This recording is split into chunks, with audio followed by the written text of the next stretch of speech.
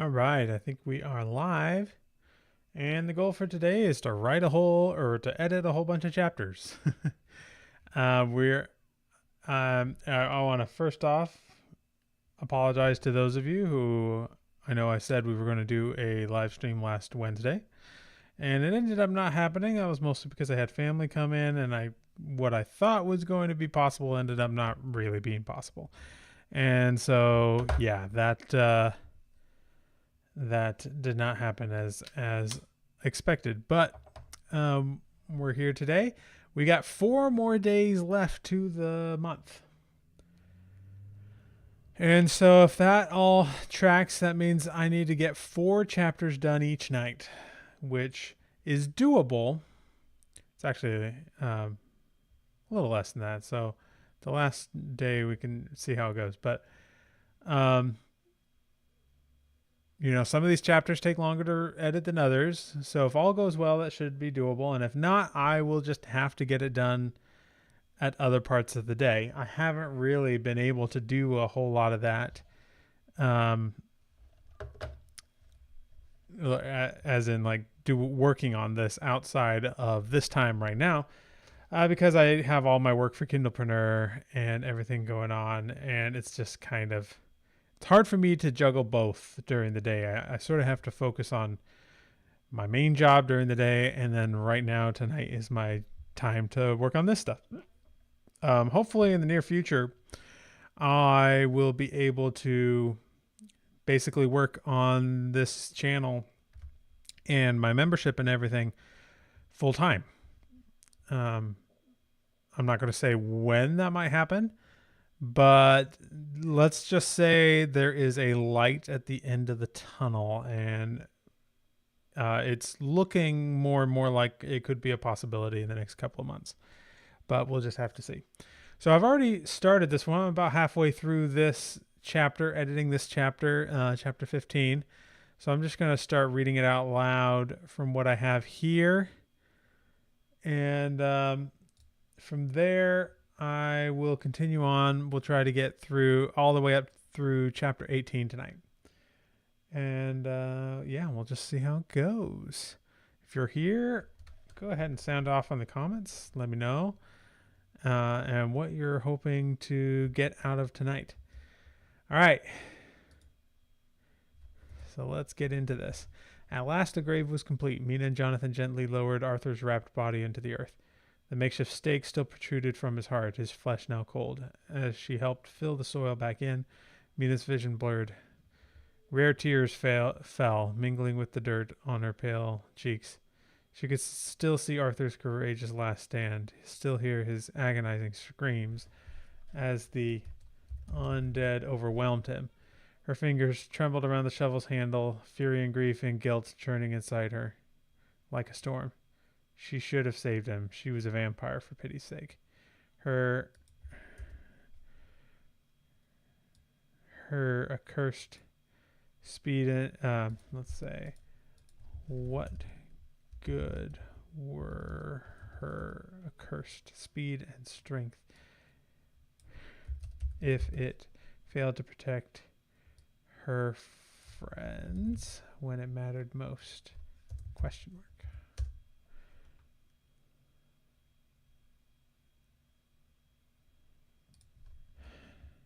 Knowing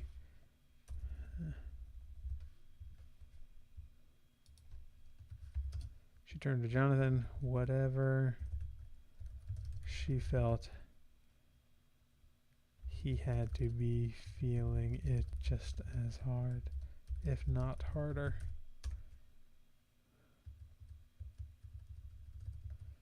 All words died in her throat. Her husband's handsome face was drawn and haggard, his tall frame slumped with more than just physical exhaustion. His blue eyes, once so warm, now simmered with something harder, more remote. Mina recognized that look. She had seen it directed at her before by those who learned what she was: fear, mistrust, disgust. Jonathan, she asked tentatively, are you all right? Several heartbeats passed before he responded in a low, unsteady voice. No, Mina, I'm not. Our friend is dead, and we're hiding in a lair of the monster that ruined our lives. How could I possibly be all right? Mina flinched at the word monster. She knew Jonathan was grieving.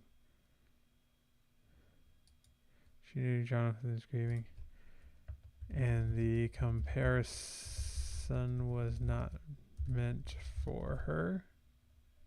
Or meant for Dracula, not her. For the remark still stung. I know Arthur's death hurts, she said gently. He was a good man who died bravely, but we're together, Jonathan.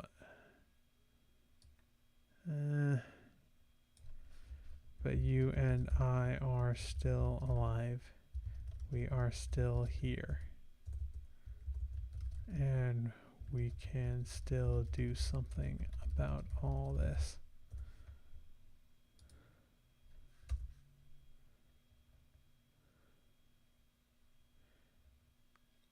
Jonathan exhaled sharply. Really? This life we lead, constantly fighting creatures out of nightmares, no place to call home.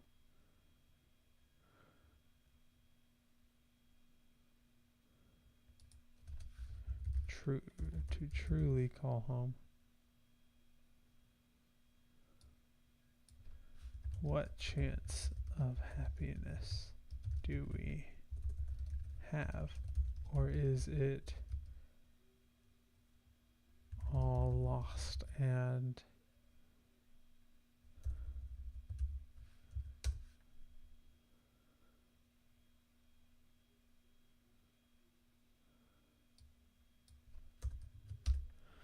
our life is unusual? Yes, I did not choose this existence, but I've tried to use it to help others like we did stopping Dracula.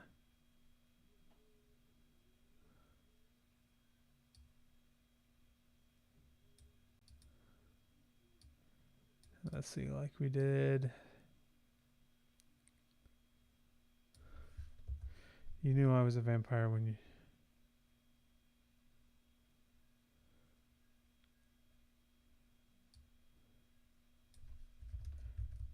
we returned to London the first time, Jonathan. You still took me to your home and treated me like your wife. I cannot change what I am. Can't you? Jonathan demanded, his voice rising as he turned to face her. Van Helsing has survived without drinking blood, but you insist it's necessary, though I suspect you enjoy the power it gives you. Power that failed us, failed Arthur when he needed it most. Mina froze, stunned by the venom in his tone. This was the most candidly Jonathan had ever spoken to her about her vampiric state since she had transformed. 5 years of suppressed emotions were now rising to the surface. I never asked for this, Mina shot back, anger kindling inside her. You know nothing of what I endured to cling to stay sane. The urges and instincts I must constantly fight. I did everything possible to save Arthur and the rest of you. And yet he's still dead. Jonathan threw down his shovel, chest heaving. What good is your strength if it cannot protect the people we love? I wish vampires did not exist at all, so we would not be trapped in this endless nightmare.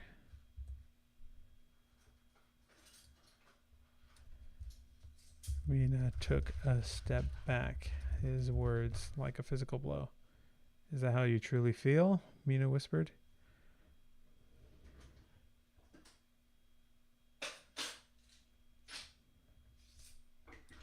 Do you regret?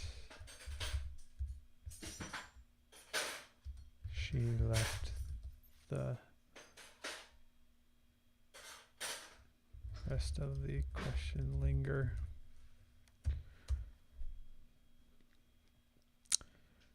Jonathan faltered, his flash of temper fading as swiftly as it came. I cannot live this way anymore, Mina, he said wearily. The risks are too great.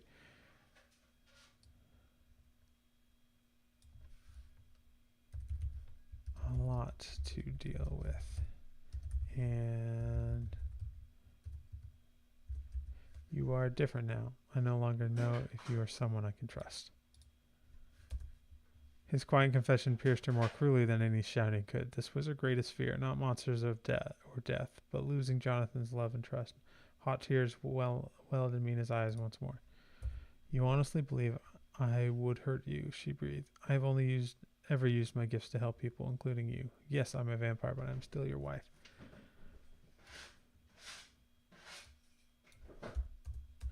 The Mina I married is not the woman standing before me now. You prowl the night hunting victims, possess unnatural speed and strength. How long before those vampire instincts turn against me? Before you see me as just another human to feed upon? Fury blazed through Mina's veins.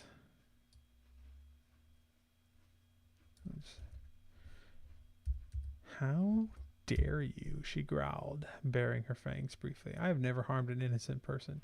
You know nothing of what I endure. Well, we kind of said this already.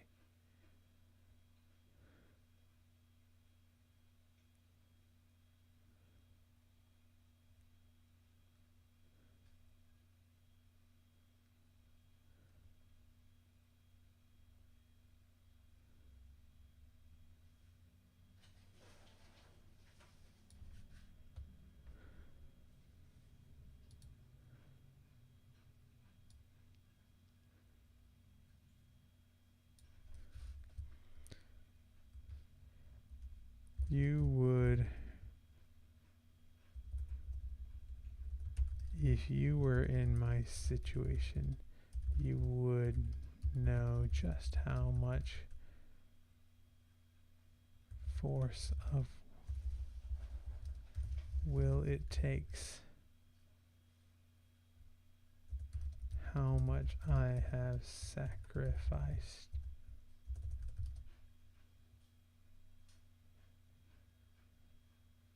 for you.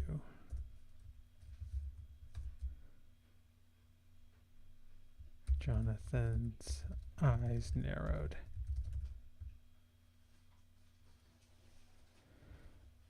So, you think that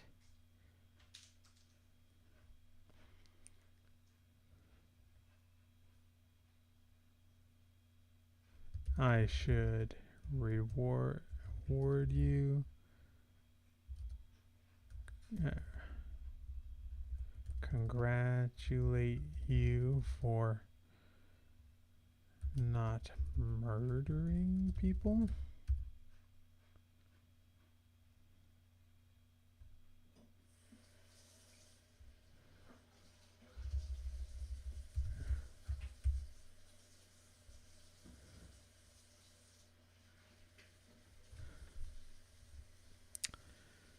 She advanced on Jonathan, pointer fingers stabbing the air between them to punctuate each work. You do not get to judge me, she hissed. You did not hold off hordes of undead through sheer will alone. You have never woken with a throat burning for blood, your senses overwhelmed by the sounds of hearts pumping all around you.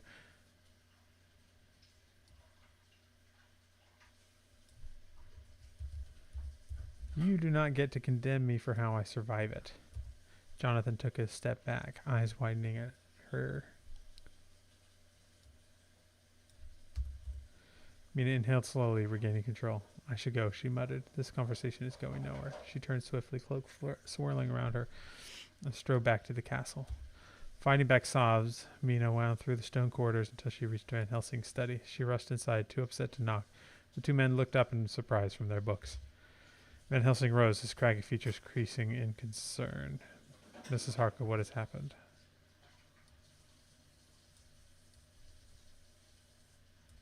What happened? Mina opened her mouth to answer, but was cut off by a triumphant shout from Sherlock Holmes. The flute, the detective cried, snapping his fingers. Of course, it's so obvious now.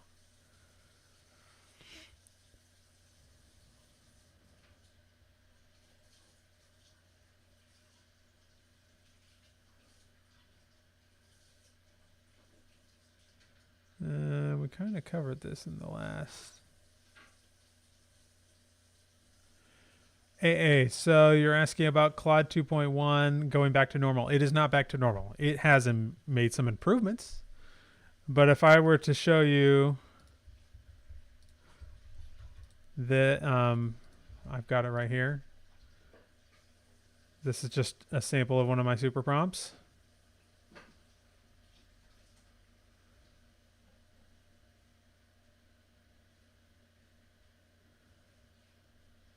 Give it a second.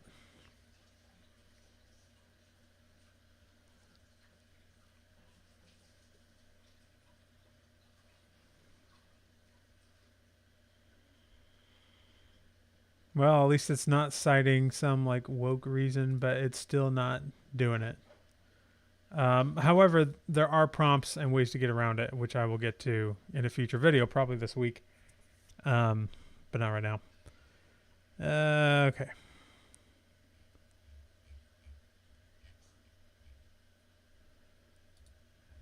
Although apparently a lot of people have been unhappy with 2.1 and they've been working to fix it. And I know the folks at Future Fiction Academy have actually managed to talk to them. Which, you know, good on them. I would love to be in on those conversations. But they are admittedly more technically savvy than I am. So they probably have a better idea of just like what is that exactly is it thinking? And also, Elizabeth Ann West just posted a video in the Future Fiction Academy YouTube channel, which you should definitely check out. Kind of explaining the logic behind how the model works and how it thinks and why it was giving us the results it was giving us.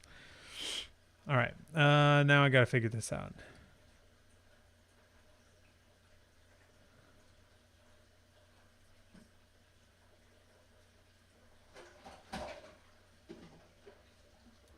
So if I recall, in chapter 14, we already talked about the flute here, right? Flute.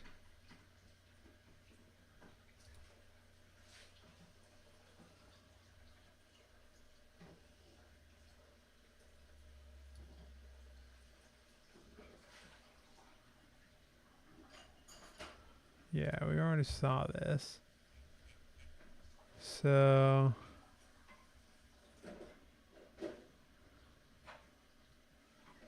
we're going to have to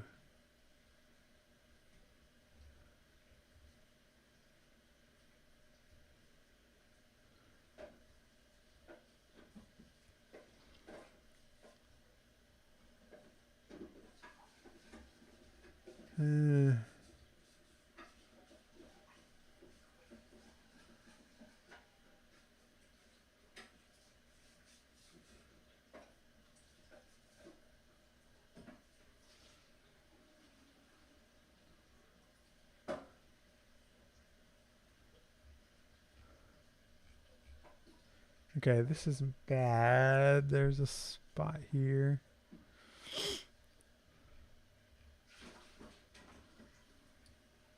All right. We're going to open Poe so I can access Claude 2.0.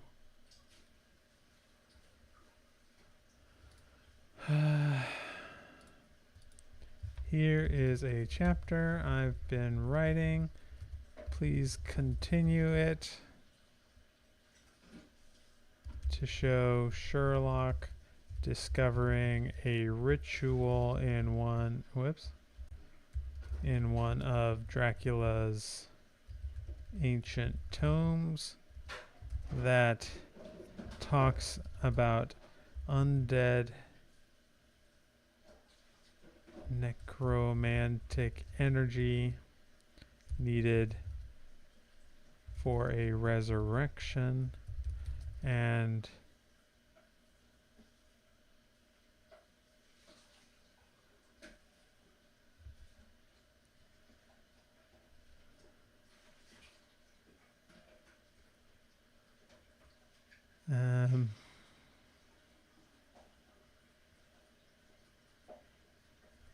and that if the brides use the Pied Piper's flute to um, as well as the rats to spread the infection, feeding the rats on the ashes of Dracula to give them the virus, then using the flute to command the rats to spread the infection to humans. They might gather enough necromantic energy to bring Dracula back.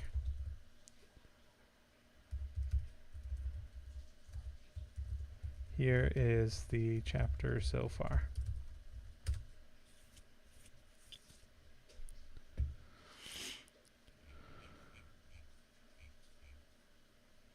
Eureka!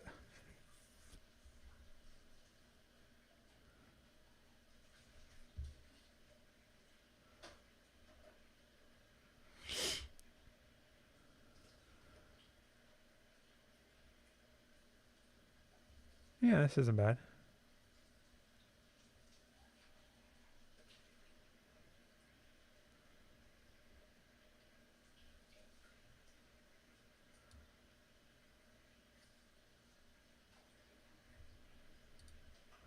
Try again.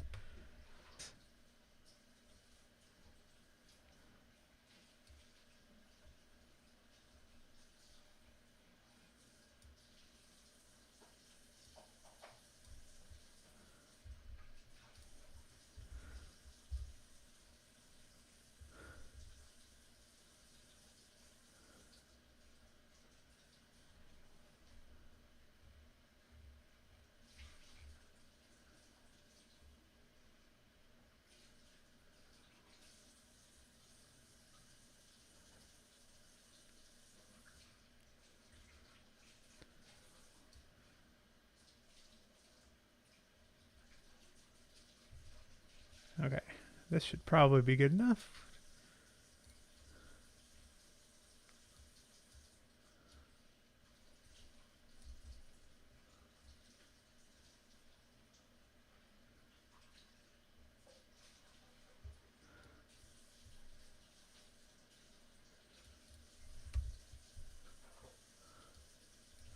I think I have it.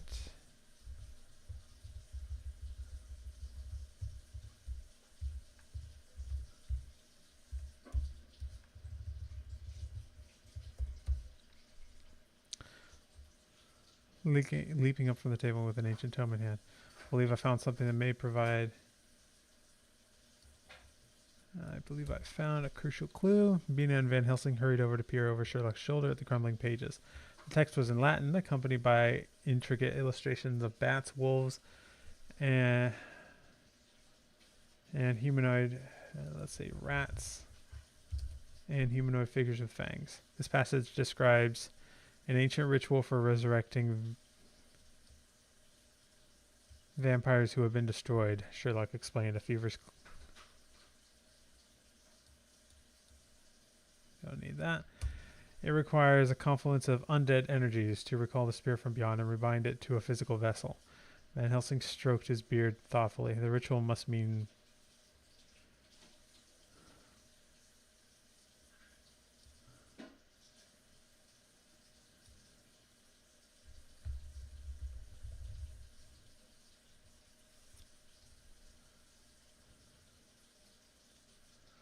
It requires undead blood to revive Dracula. Sherlock nodded, and not just any blood, but blood infused with his own unique strain of vampirism. Dracula's progeny. Mina's brow furrowed. His brides, of course. The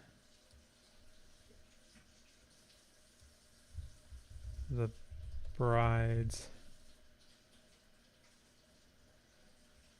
have Dracula's ashes now. Perhaps they could use that in some way. But how will they acquire enough vampiric blood to complete the ritual? Van Helsing wondered aloud. Dracula's brides are only 3.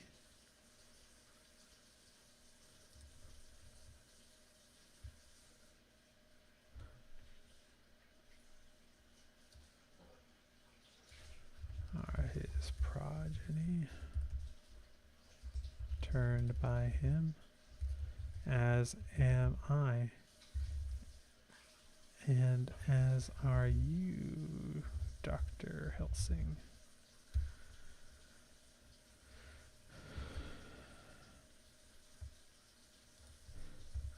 And they obviously won't get our cooperation.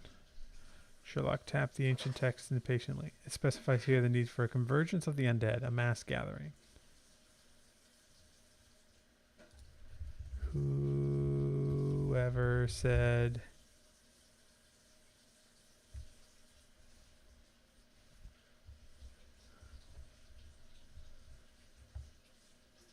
it had to be vampire blood.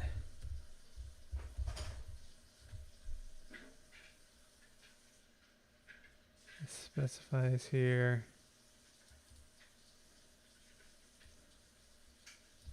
that any undead will do.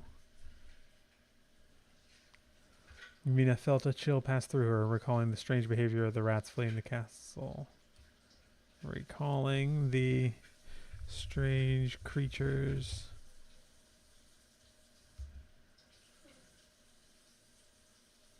that had attacked them in the caves that Arthur had turned into. The rats, she whispered. The brides must mean to use them to turn them into an army of undead vermin.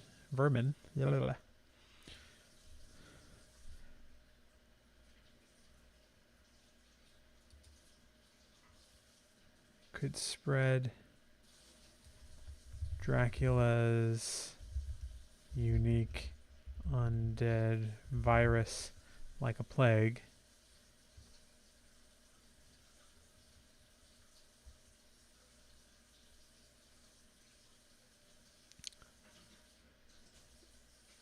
And return Dracula to life, Mina finished grimly. She exchanged an anxious look with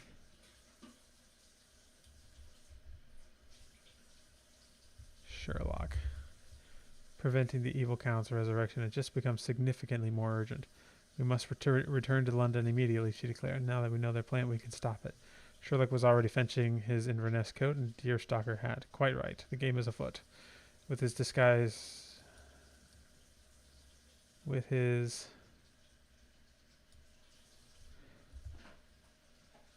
coat in place, the detective hurried from the study. Mina and the others close behind. Whatever. Mina and Abraham close behind.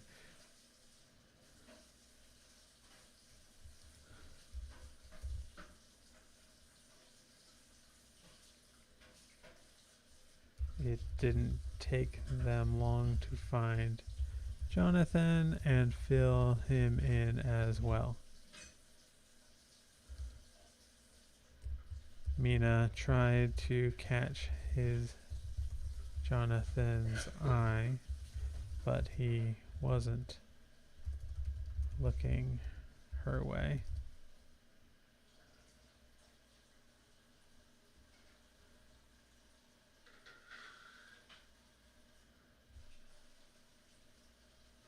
Well, it mattered not. Whatever troubles lay between her and Jonathan would have to wait. Right now, lives were at stake. And Mina would be damned a second time before she let Dracula threaten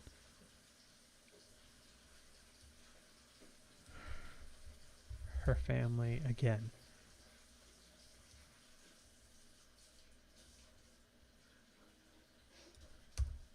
This fight was just beginning. Okay. I need to add something in here.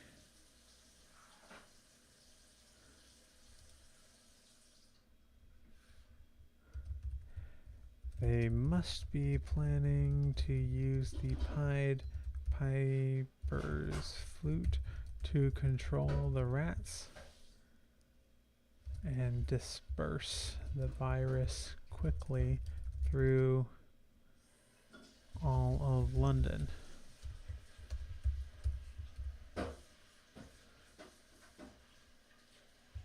Fascinating, said Sherlock.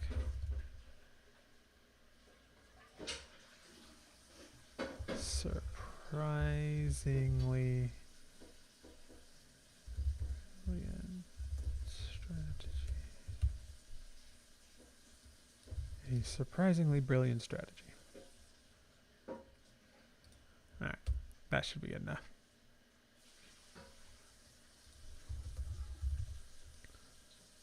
Alright, moving on to chapter 16. 2,000 words. Let's see, how long are these others? Whoa, what happened to chapter 17? Did we not generate chapter 17? I'm pretty sure we did. Hang on.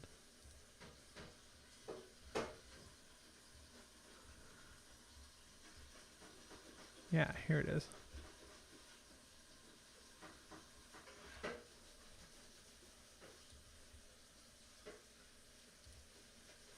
Let's see.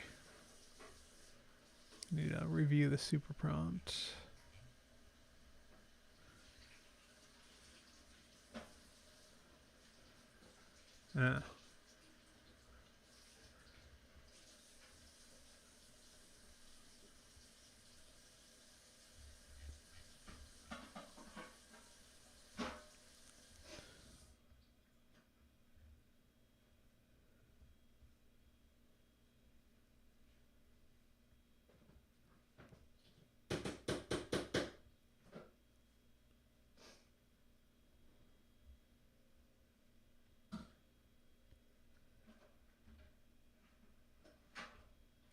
Let's see.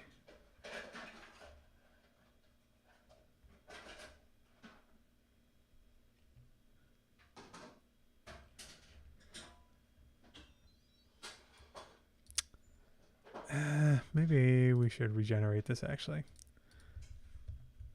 Let's go to Poe. Generate it here.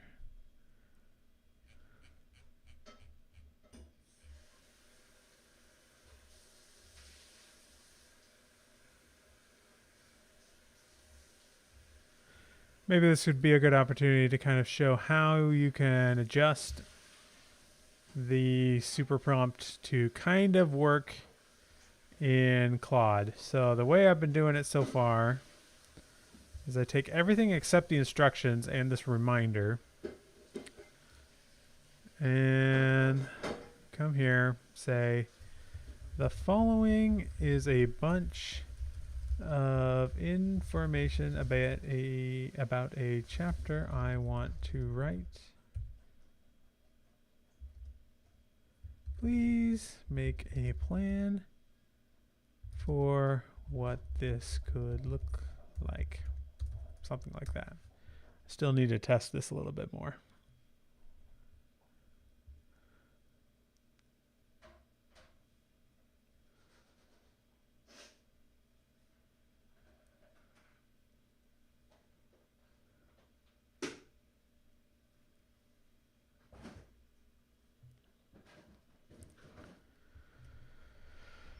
All right.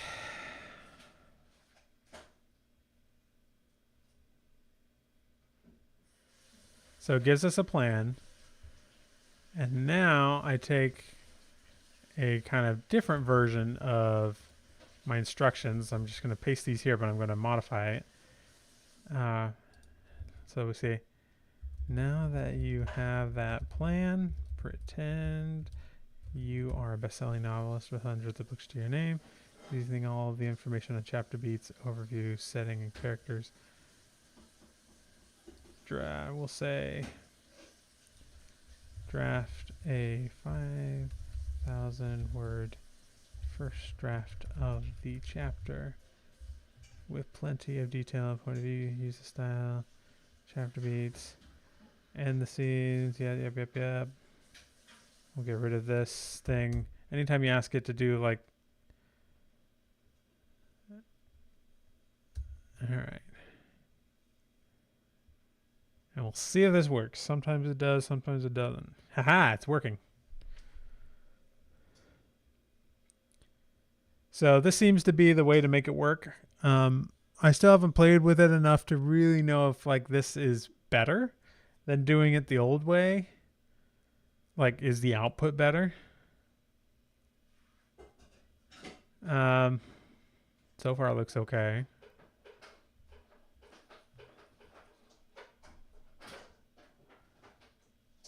Looks a little bit like it's rushing. That's okay.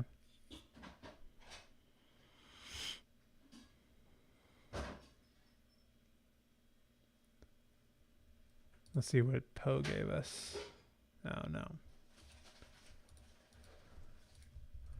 We're going to try doing this again in Poe.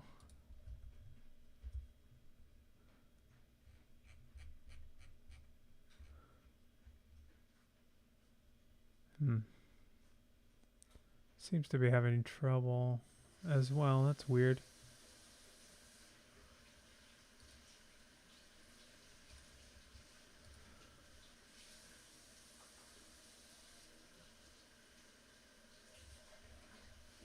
And this definitely didn't write nearly enough.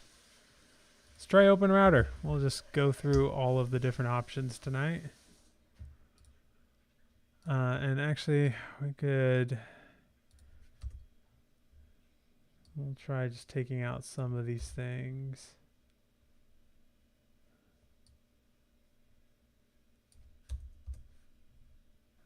So that... well, hang on.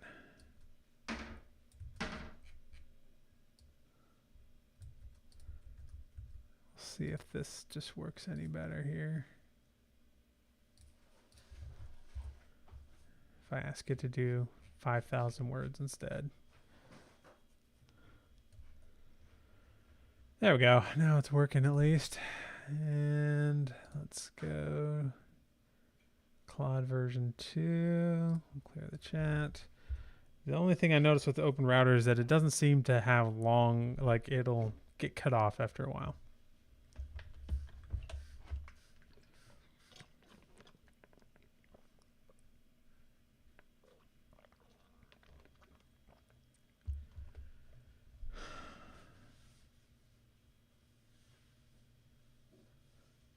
All right, it's going.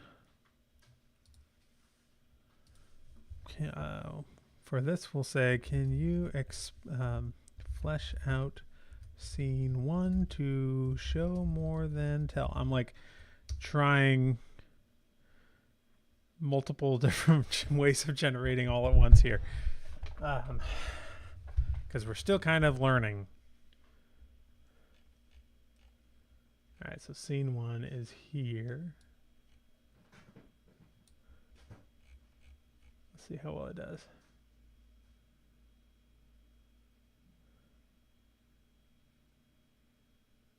This actually isn't too bad.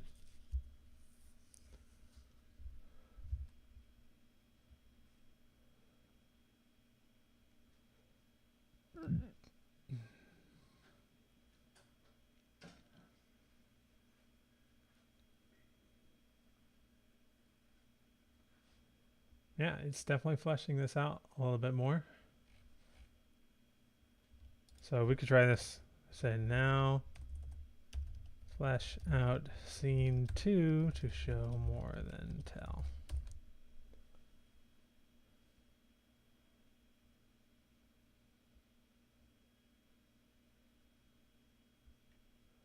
Okay, yeah, I actually think this is going to be what I use. Because this is not going to be enough. All right, so it's chapter 17.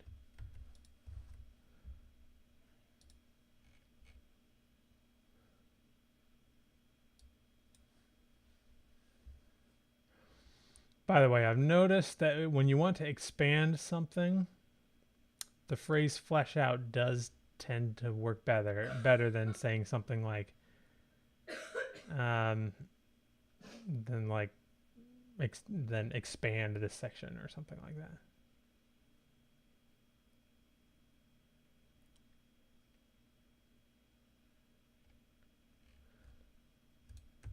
That doesn't seem right. Hang on.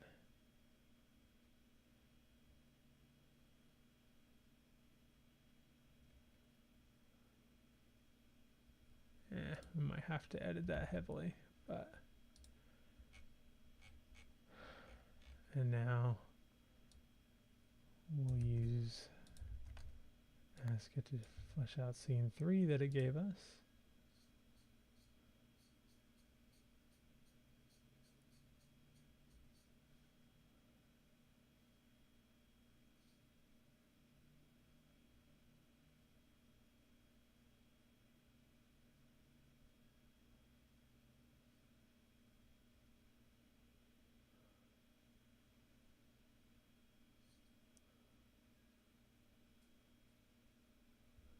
Okay.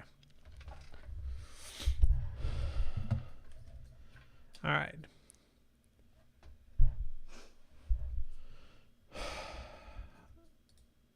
But actually, we want to work on chapter 16 now. And we only have an hour. I've got to get like 3 of these done.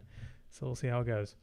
Mina stood silently in the stone corridor, gazing out a narrow window at the Carpathian Mountains stretched endlessly before her. A thin stream of the morning light filtered in, casting everything in a dim gray pallor. She traced her fingertips over the rough-hewn stones, pondering how many centuries they had endured in brooding silence. Strange that she now may outlast even these ancient walls. Arthur would have known precisely. Hang on.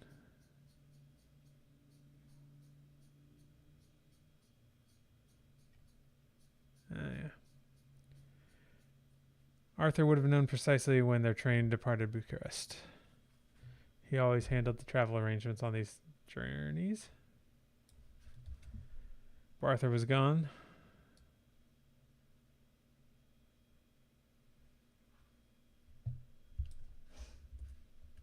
And now Sherlock remained their sole defender against the sinister force. Whoa, that doesn't work. Was filling that role. He had gone ahead into town to book their return passage to London. Jonathan and Abraham gathered their few possessions from the dust-covered chambers. And Mina, she lingered alone with her thoughts. How many more would perish before this was over?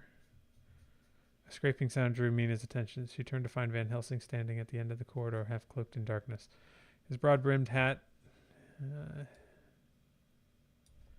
his hat cast a deep shadow over his face.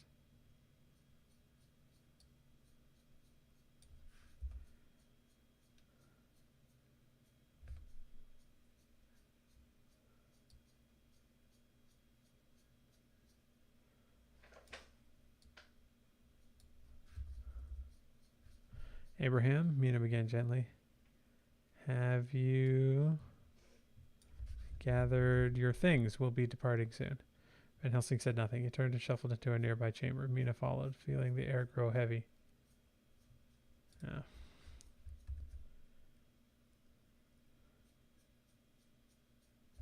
I want to show you something before we go, he said, before turning and shuffling into a nearby chamber. Mina followed, feeling the air grow heavier as she crossed the threshold. Grow somehow heavier. Caught at the sight of the room's contents. Along the walls hung all manner of gruesome instruments. Iron maidens with lethal spikes poised to impale their victims. Racks with chains and cranks for pulling limbs from their sockets. Brass bowls to roast men alive, while their screams emanated from the beast's head. And the smells, burnt flesh, congealed blood, fear-laced sweat. Mina's unease mounted as her gaze fell upon Van Helsing. He leaned against a wooden wall stained dark with old blood. His eyes held a faraway look. This was where...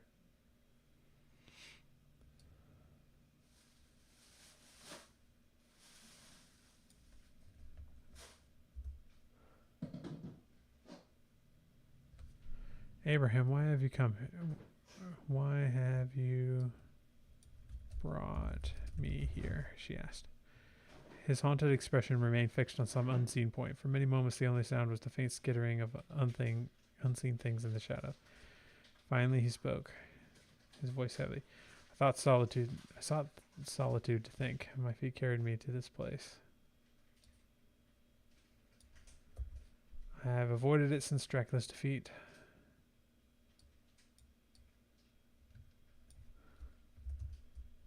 But I come here sometimes for the reminder of what he was. Mina frowned. She waited in patient silence for him to continue. Seeing Arthur's blood, his life stolen away, awoke in me that insatiable thirst, he whispered. For one terrible moment I thought I might. His words trailed off. Mina's chest tightened. We'll say. I thought I would hold it back through the research, but that was a temporary fix, unfortunately. How do you stand to be by Jonathan and Holmes all day long? How do you hold it back?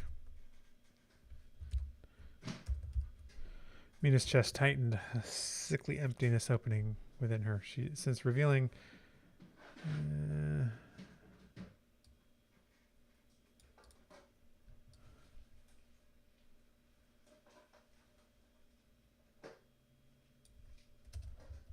she knew exactly what Abraham was talking about. The constant war against her baser instincts, the raw craving, the allure of hot blood pulsing just below the skin. She knew that dreadful hunger all too well. Then Nelson closed his eyes. I have not set foot in this chamber since.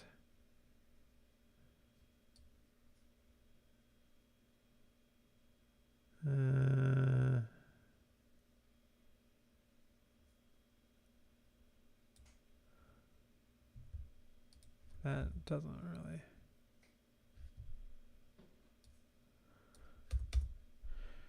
Van Helsing shook his head bitterly. These instruments, this room, Dracula had designed them for his amusement. To sample the bouquet, the nuances of flavors enhanced by pain and suffering. He grimaced in disgust. Mina recoiled at the words. She recalled the lavish meals and expensive wines.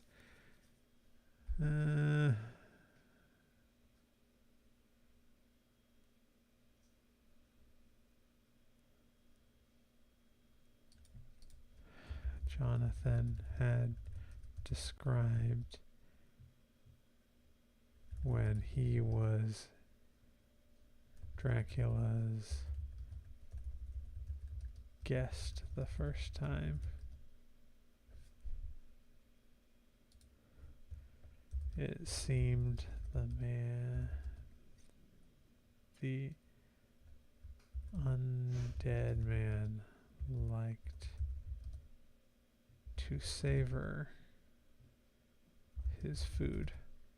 Sickened, she now understood the deeper depravity behind those rituals. He was a monster, she whispered vehemently. Take heart that his evil has been banished from this world. He is gone now. Has he? Van Helsing raised his eyes to meet her own. She saw doubts swirling within their tortured depths. Dracula is gone, yet we remain, undead, doomed to haunt the shadows. He swept a hand around the room. How long before we too revel in such barbarities? Mina straightened, defiance rising swift and hot inside her. I am nothing like him, she declared through clenched teeth. The choices I make define the woman I am, not these accursed instincts. Van Helsing studied her for a long moment. You have such conviction even now, he sighed heavily, dropping his gaze. I envy you. Mina faltered, the fire draining from her as swiftly as it came. She hesitantly moved closer, leaning back against the blood-stained table beside him. Your conviction led us against Dracula when no one else believed. Took him seriously, she said gently.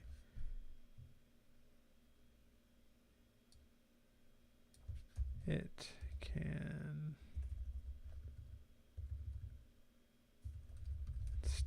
guide you. Van Helsing slowly shook his head. I have studied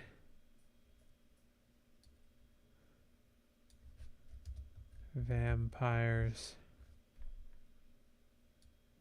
for years now. I thought I understood the forces balanced against us.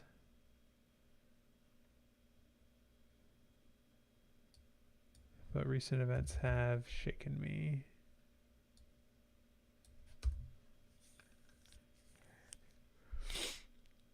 He straightened abruptly and began to pace, his footsteps echoing off the cold stones. Dracula was more resourceful than I ever anticipated. He evaded destruction through contingencies even I did not predict.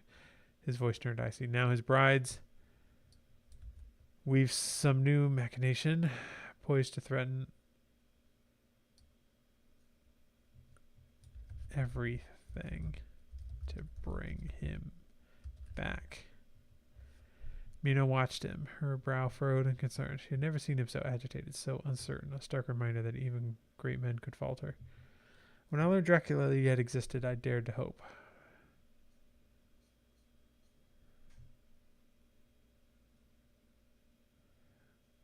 Let's see. When I first began reading in Dracula's library, I dared to hope. Van Helsing halted, lifting his haunting eyes to hers, that if I could find a cure, some means to reverse this curse. His words faded to silence. Mina's breath caught.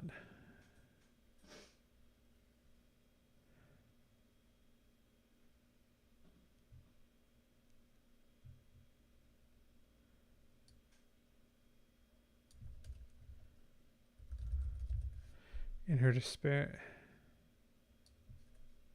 let's see. Since becoming undead, she had not allowed herself to contemplate a cure. The fragile hope of it now seemed worse than no hope at all. Van Helsing slowly resumed his ceaseless pacing, hands clasped behind his back. I thought my sole purpose was to study this malady, find its cause and treatment, that my redemption lay along that path.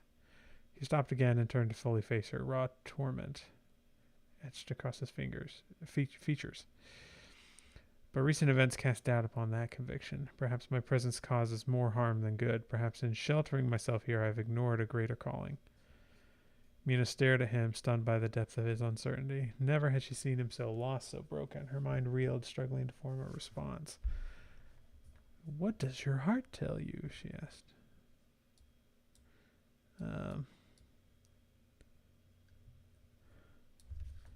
And what does your instinct say?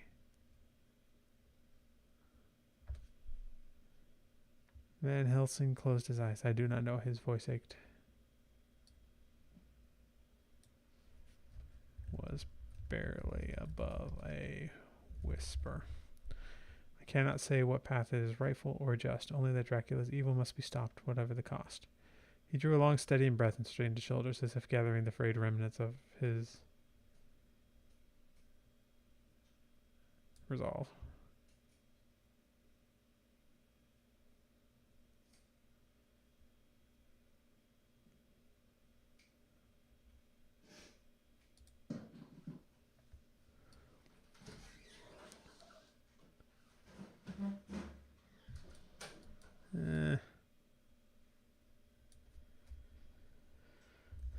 You have caused me to think differently. I will continue to refrain from drinking human blood, but you have at least given me hope that doing so is possible while still retaining what's left of your humanity.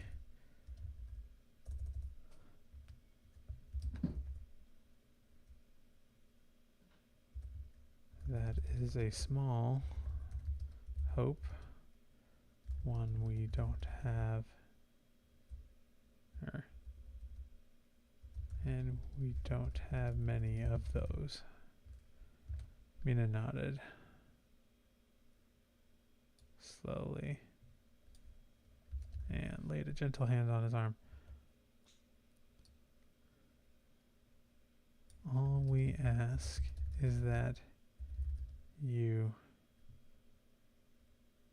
be yourself, she implored. Follow your instincts and your wisdom, as you have always done. Van Helsing covered her hand with his own. His skin felt cold. My heart knows only that I cannot let others pay the price for my inaction. Not again. He met her gaze. I will go with you to London. There we shall end this. Mina managed a tremulous smile. She gave his hand a grateful squeeze. Though Van Helsing still seemed burdened with doubt, the conviction in his voice heartened her. I should gather my belongings, she said. With a final nod, she turned and made her way up the winding stairs, leaving him alone with his bleak thoughts.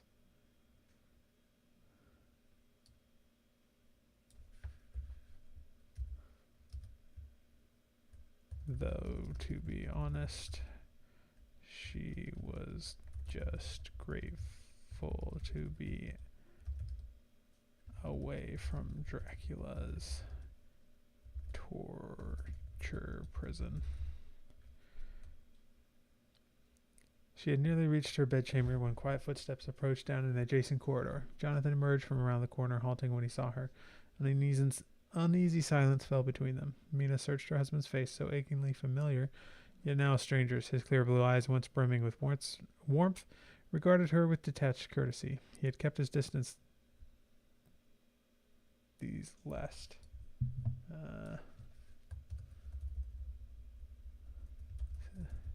since their fight, interacting with her only as necessity dictated.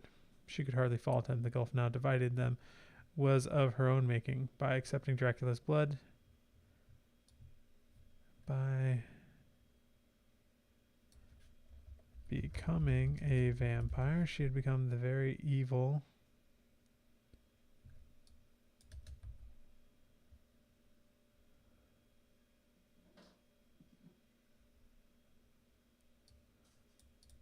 no.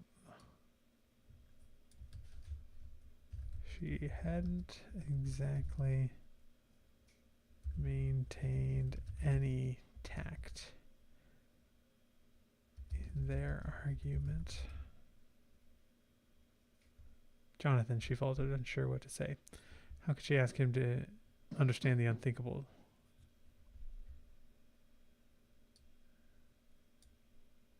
Choices she faced daily.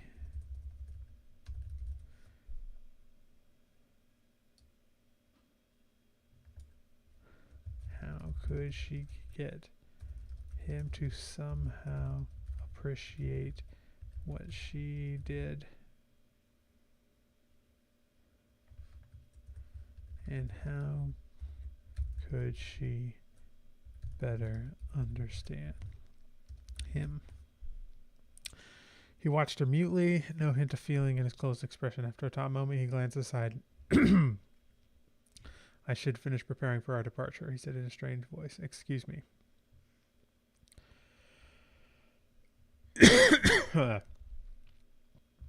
He moved a step around her. Mina quickly grasped his arm, emotion clogging her throat.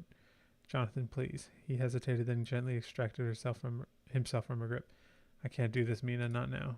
He shook his head wearily. I need more time. Without meeting her anguished gaze, he walked away down the hall. Mina stared after him, fresh tears welling in her eyes. She slowly turned and continued to her chamber, his muffled footsteps receding behind her.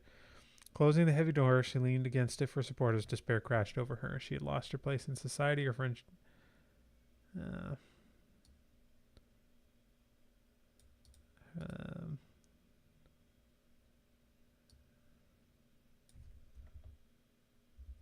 she had lost Lucy and now Quincy and now Arthur. And now she was losing the man she loved most in this world. Hopelessness dragged at her soul as she sank to the cold floor. She drew her knees close against her chest and surrendered to the tears falling hot and fast down her cheeks. She wept for all that had been taken from her, for Arthur's gentle life cut short, for the hardships still ahead. Everything they still had to face. For the trusting woman she had been, now lost beyond all finding. Okay. Time passed unmarked as Mina sat alone with her grief. She dreaded the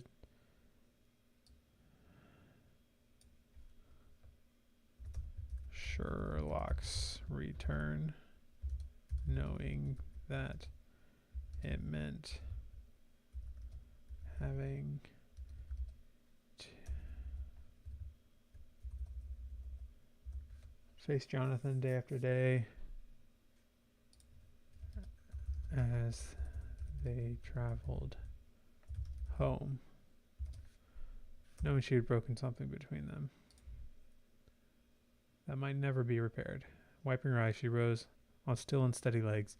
The train would be departing soon. She had best change out of her travel-stained garments and make ready for the long journey. Change into her travel garments and make ready for the long journey ahead. They would be returning to London, but it could never again be home to her. That life, that future had all slipped beyond her reach. Staring at her gaunt features in the clouded mirror, Mina hardened her resolve. Mina tightened her jaw. Though she could not regain what she had lost, she would fight with her last breath. Let's see.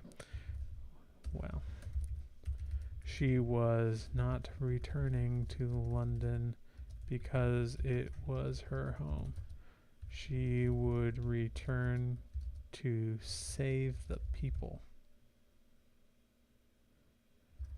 Whether they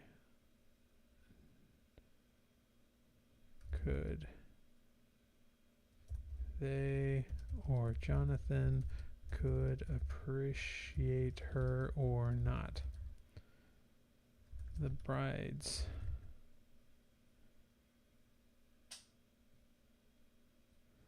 were the last remnants of Dracula's evil, and she would ensure that they met their end, even if she had to embrace her vampiric nature, even if Van Helsing had to do the same. She would work in darkness so others could live in the light. All right, now we'll get to chapter 17. We'll see how this one goes. I'm not sure. Oh, still have a little bit here to add. There we go. Mina descended the worn stone steps to the castle's entrance hall. The echo of her boots on the ancient stones seeming to echo louder in the stillness left by Dracula's absence. She pulled her cloak tighter against the perpetual chill that permeated the ancient walls, more out of habit than from actual cold. Abraham stood near the towering wooden doors, deep in conversation with a woman. Mina immediately recognized as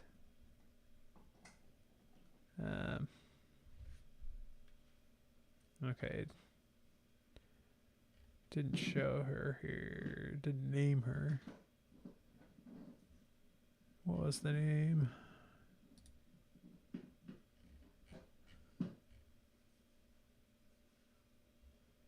Adela, that's right. Adela in her human form. Say Adela the werewolf in her human form. As Mina approached, her footsteps echoed through the cavernous space. Abraham glanced up with a nod of recognition while the woman turned to assess the new arrival.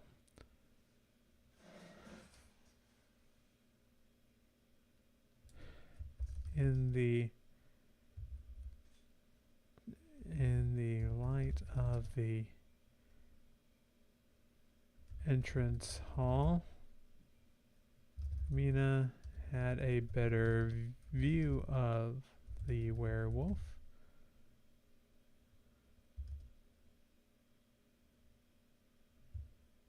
She appeared to be some years older than Mina, dressed in a neat, unremarkable attire, a simple linen shirt and woolen skirt, such as peasants might wear. Certainly no noble woman, Mina assessed, though the woman carried herself with quiet confidence. It's good you have come, Adela said. We were just discussing the travels ahead. Your travels. Her voice was low and earthy. That same low and earthy tone.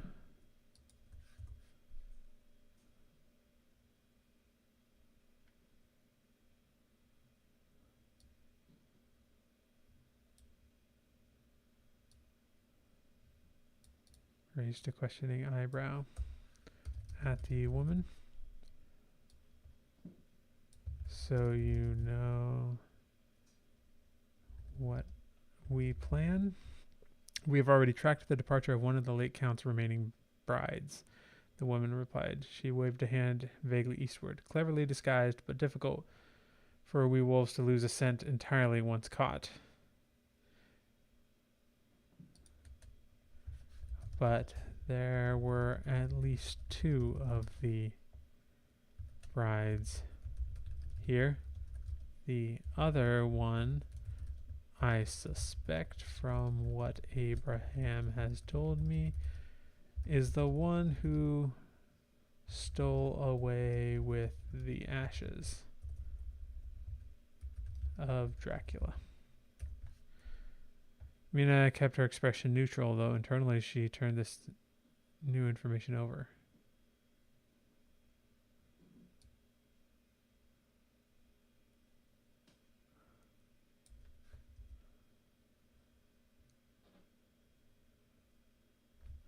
The woman was speaking again. With the master gone, we thought you would wish to follow her trail.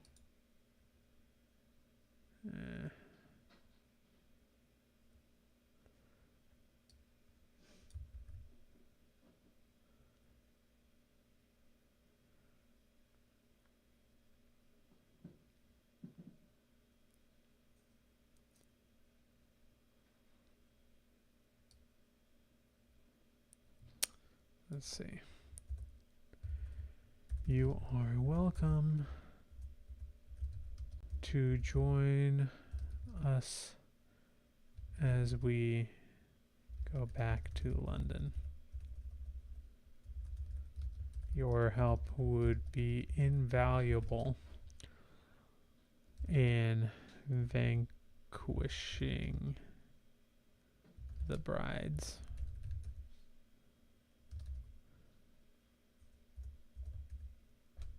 Your help, let's say, has already been invaluable and would be even more so in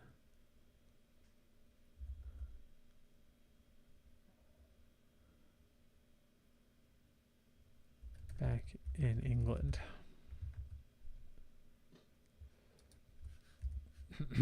The woman nodded. We'll say, but the woman was already shaking her head. We do not travel well over the sea, nor fare well abroad, but there are allies across the water, kin to our kind, who will aid you if contacted swiftly.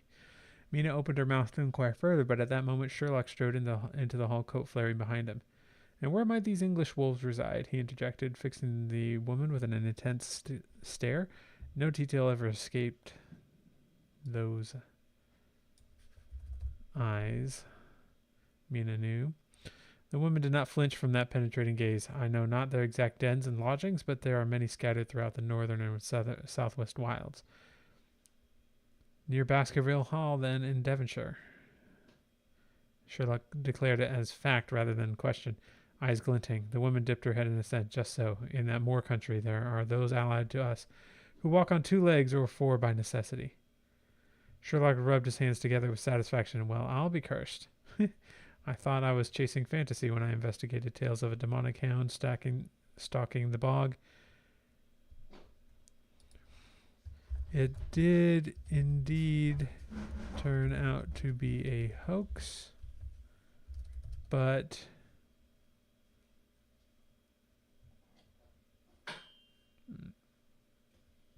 perhaps there was some truth to the legends that inspired it.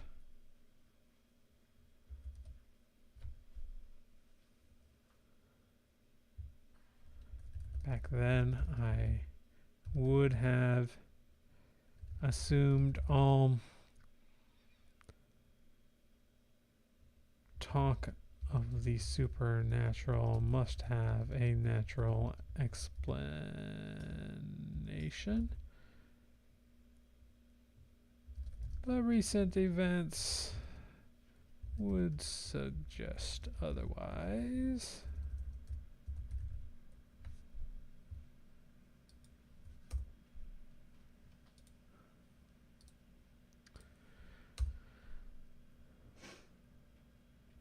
Okay, we don't want to end it there.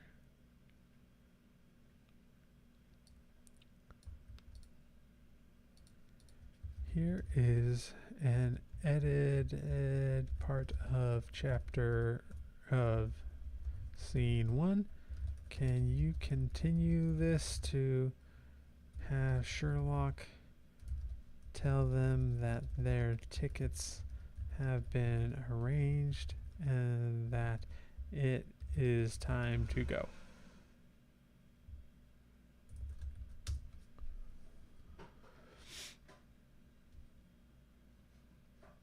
I think that's all we had, right?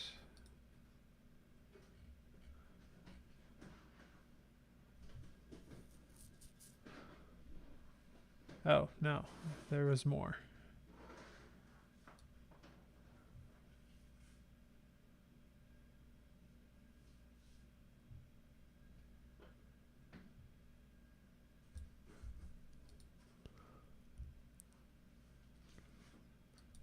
Actually, let's change it to discuss these beats.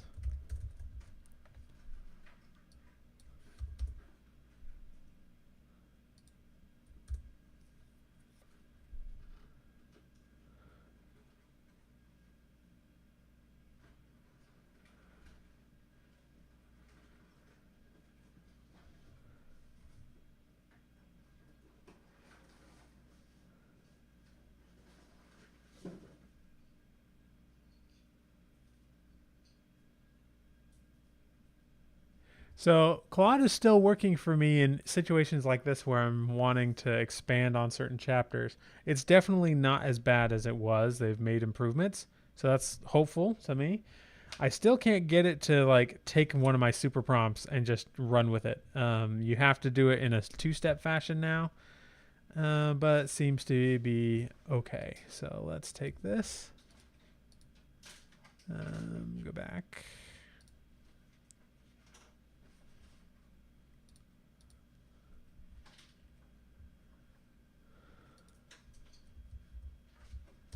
Abraham turned back to Adela, stroking his grizzled beard thoughtfully. I don't suppose your English brethren have any means of swift communication. It would be fortuitous if they could make haste to London in advance of our own return. The werewolf woman shook her head regretfully. I fear we wolves lack any such sophisticated connections across the miles. Um, Word of mouth may travel between packs eventually, but too slow for your purpose. Before Abraham could reply, Sherlock interjected, "No matter. While you wolves may lack mail service, I can still spread the word to my allies in England." He began to pace, hands clasped behind his back. "My colleague, Dr. John Watson, has a familiarity with Dartmoor and its local legends. I shall send word asking him to seek out these werewolf packs near Baskerville Hall at once, discreetly, of course." Sherlock nodded to himself.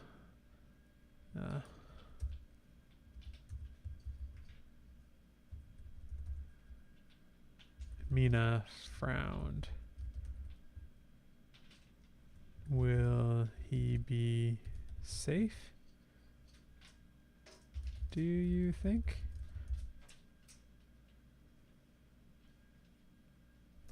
"And I doubt it will be that easy to find a race of beings who would rather not be found."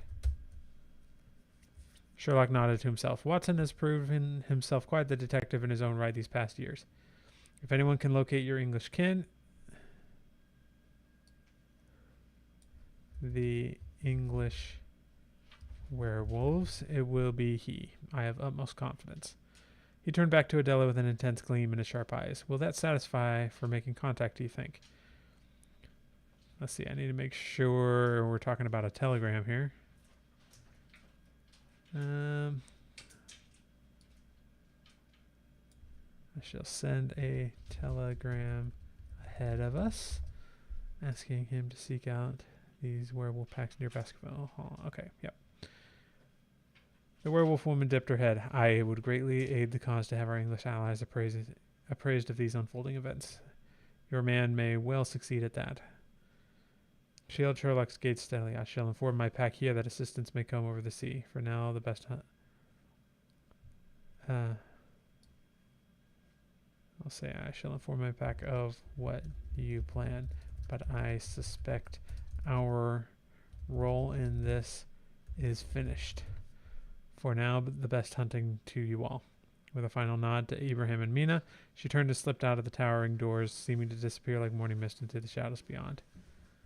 And then now we're going to have a scene break, which Atticus has a nice little button for. Whoops.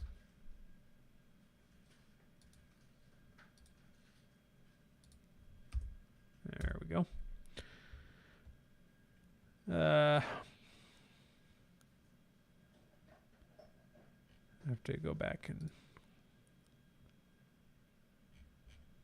see where this... Okay.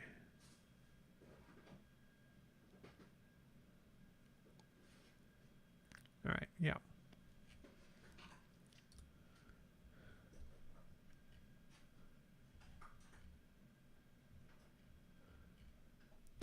Mina emerged from the stuffy cabin into the bracing sea air, drawing her cloak tight against the biting wind. Night was falling, the darkened waves melding the bruise-colored sky at the horizon.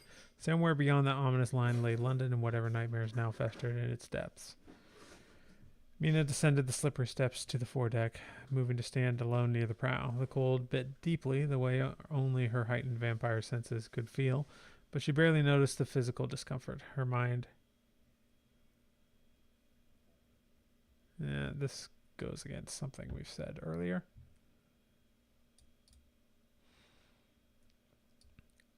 We can just get rid of it, I think. Her mind roiled with dark imaginings of what might even now be happening in her home city. The foul conspiracies, Dracula's brides could be hatching.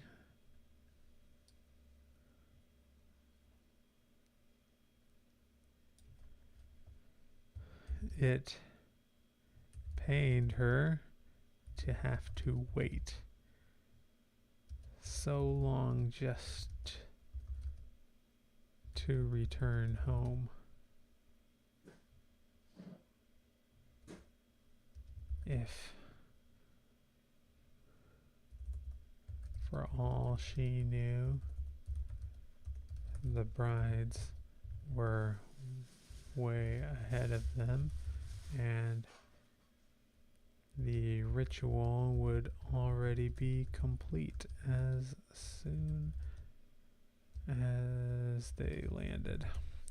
She cut off that line of thought sharply. Dwelling on helplessness served nothing. Determination blazed hot within her breast, fueled by purpose. No.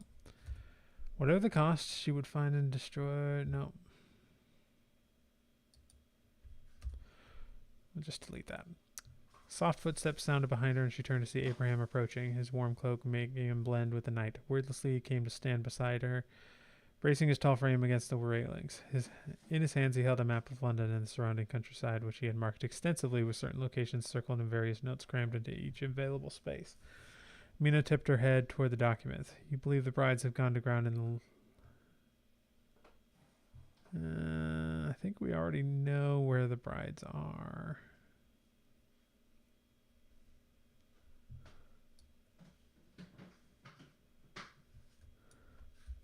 Say Sherlock thinks the brides are down in the London Underground.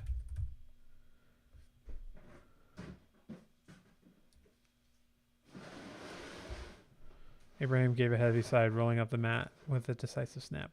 The underground decay suits their purpose. He muttered, there is ample prey wandering lost amongst the bones of ages past. Ooh, that's a little too much.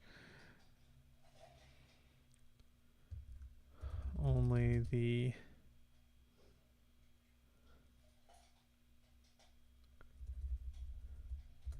there are many abandoned stations where they could lurk.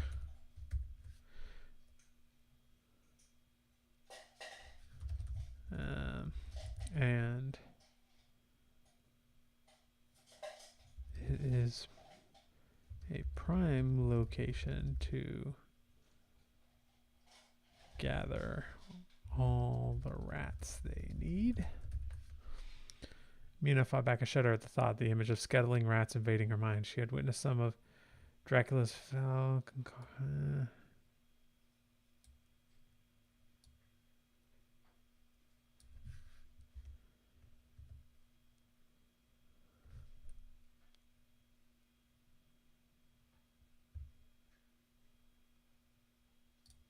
Alright, none of this really works. So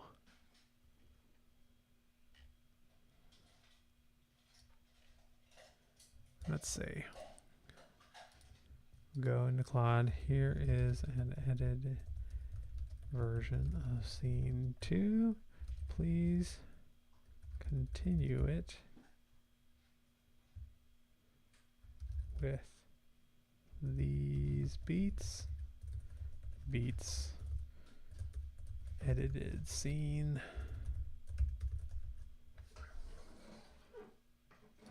Let's find the right beats.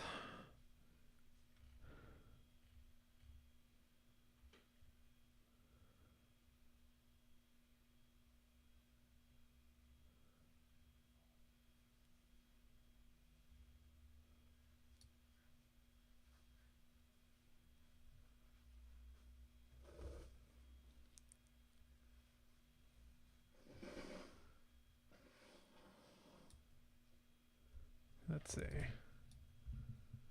Get rid of some of these. Oops.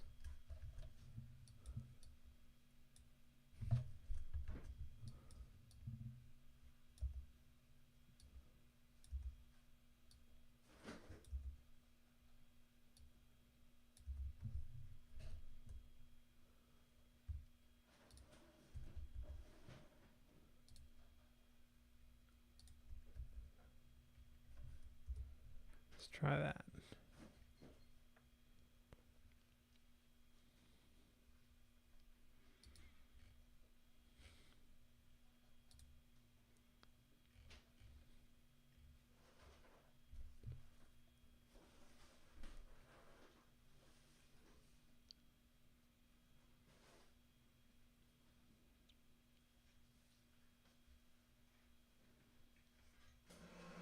I don't think this is good either. It looks like it didn't really follow the instructions. So hopefully it does so now that I've got an edited version.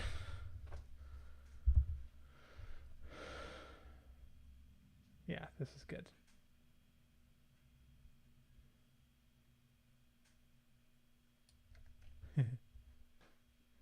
Actually, this is not bad. Not bad at all.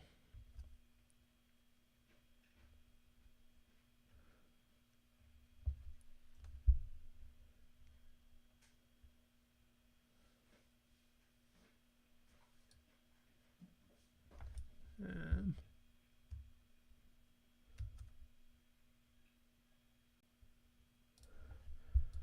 expand the following phrase to show more than tell. Well, not phrase. We'll say the following line.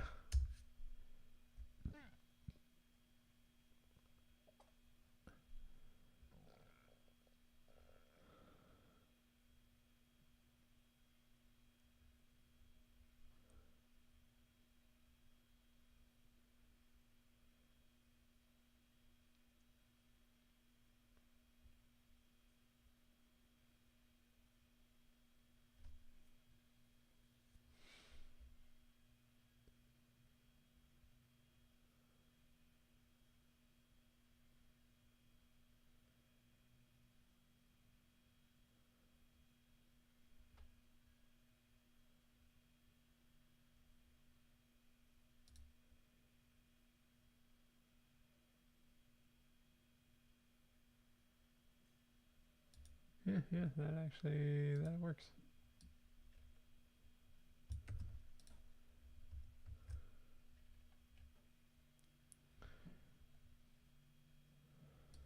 So I'll say she stepped down from. No, we're already in the lower day.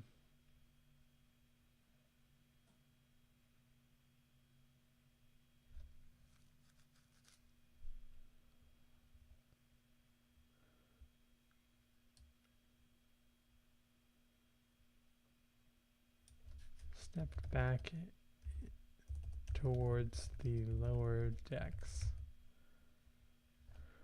Let's see.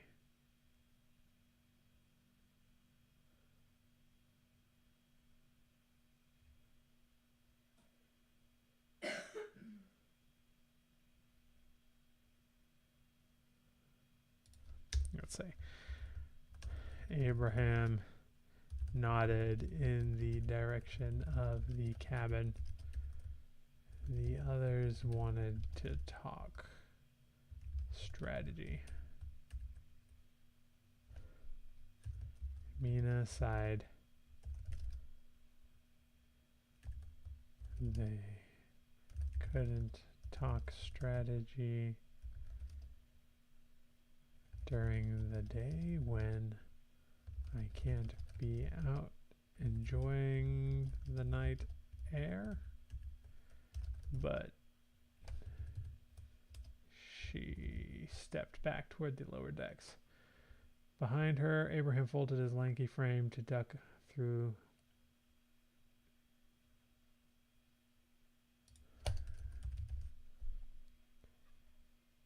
He moved to join her at the ship's.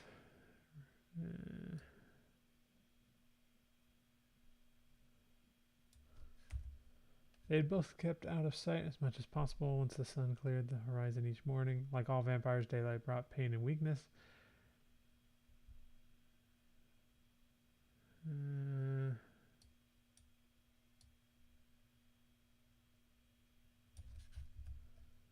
But Mina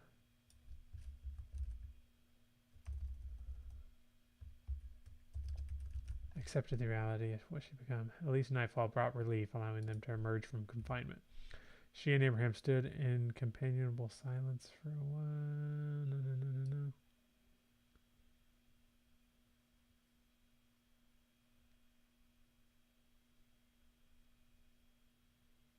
Yeah, actually.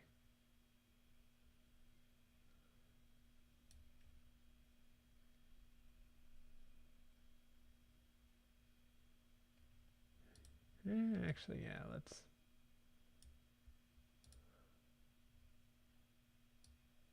let's actually just leave it there. She and Abraham stood in companionable silence for a while, watching the inky waves and listening to the creak of timbers. A few crewmen moved past on some errand or another. Giving the odd pair a wide berth with superstitious looks askance, Mina paid them no mind, long accustomed to inspiring unease after her ordeals. At some point, Sherlock's rangy form appeared to claim a spot.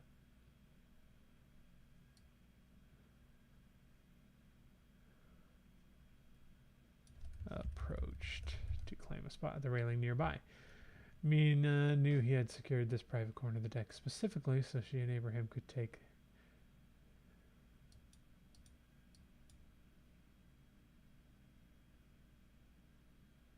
had requested this private corner of the deck specifically so she and Abraham could take the night air undisturbed. She shot him a grateful smile, which he acknowledged with a genial quirk of his lips. No disturbances, I hope, he inquired lightly, as though merely commenting on the weather. Abraham snorted, the sound almost lost amidst the slap of water on wooden hull. Aside from slowly going mad below decks, none to speak of. The corner of Sherlock's mouth lifted a fraction higher, hinting at wry amusement. Soon remedied, we favorable winds, so shouldn't be more than a few days yet. His gaze slid assessingly to Mina as he asked innocently, "You'll be glad I expect to quit the confinement of our travels as necessitated by certain afflictions?"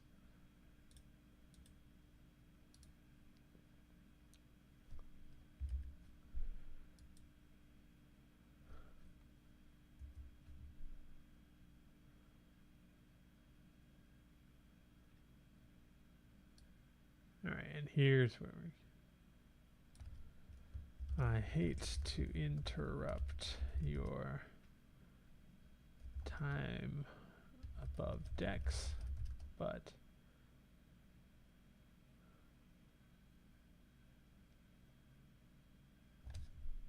well, hang on. I thought we could all go to summarize our plan.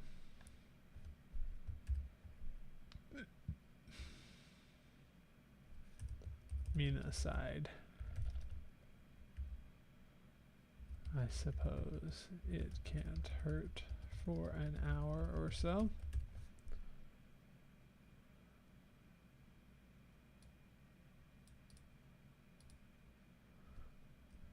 Descended into the cabin once more and spent some time poring over maps and notes, piecing together the scant information they had on Dracula's vengeful bride's plans.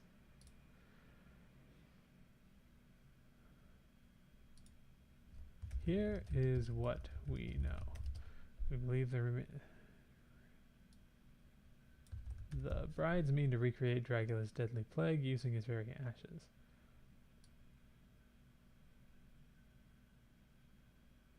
Resurrect Dracula using a plague formed by his very ashes. Sherlock steepled his fingers pensively. To do so, they will require a great many infected hosts. Mina shuddered, wrapping her arms around herself as the memory of poor Arthur's gruesome fate, the rats. Abraham nodded grimly. An underground tunnel system would give them endless vectors for infection, as well as shadow and secrecy for their work. Sherlock began pacing the cramped cabin space. Its ideal ground to vanish within, were it not for my extensive maps of London's buried byways. I plotted the ancient cave systems and sewer connections years ago. He tapped a rolled parchment confidently. If the brides have retreated below street level, logic dictates they'd use a nexus point to maximize connectivity, one that affords concealment and space both. This leaves only so many options within the old city. Mina met Abraham's gaze hopefully. If Sherlock could pinpoint the location, they at least had a destination now. But infiltrating an entrenched vampire nest would be no easy feat, even when with surprise on their side. Their small band of hunters would hardly suffice. Not for the first time she wished their werewolf allies were already here and not an ocean away. They had to find a way to reach the brides that could not end in disaster. As if summoned by her thought, Jonathan misstepped in. Yeah.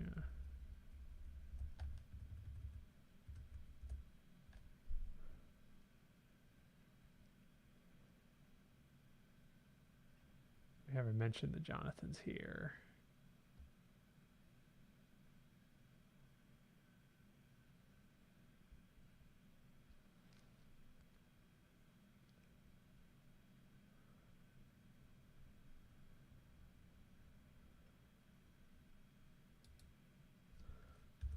Jonathan was there too, and he at least met Mina's gaze this time. She thought she saw something there. Hints at a feeling other than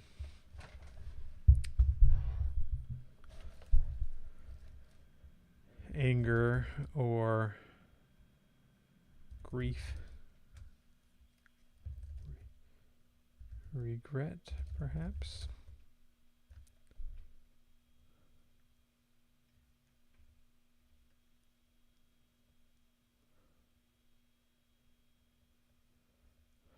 All right, and then back here, as if summoned by her thoughts, Jonathan spoke up. I may have the beginnings of a plan. All eyes turned to him in surprise. He shifted uncomfortably under the combined intensity of 3 stares before continuing. We cannot fight our way through, so we must find another mode of attack. His eyes lingered on Mina, hesitant but considering. Puzzled, she gazed back, a nervous inkling taking root.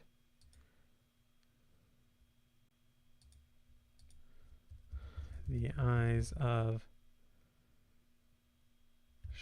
Sherlock and Abraham followed Jonathan's to fix on her. Puzzled, she gazed back, a nervous inkling taking root. Jonathan?